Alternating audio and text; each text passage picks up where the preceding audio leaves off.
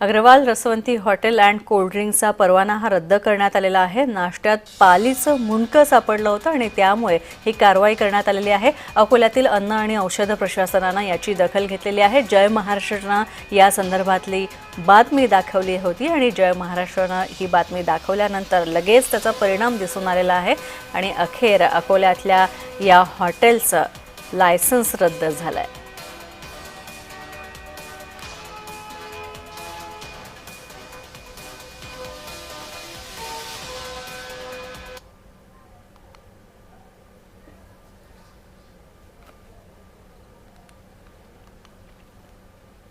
बातमी मालाडमधून आहे। मालाडमध्ये भाजपतर्फे तिरंगा यात्रेचं आयोजन करण्यात आलं होतं आणि भाजप युवा मोर्चाच्या वतीनं अध्यक्ष तेजिंदर सिंग तिवाना यांनी याचं आयोजन केलं होतं। तर स्वातंत्र्य सैनिक आणि वीर जवानांच्या समर्थनार्थ ही रॅली काढण्यात आली।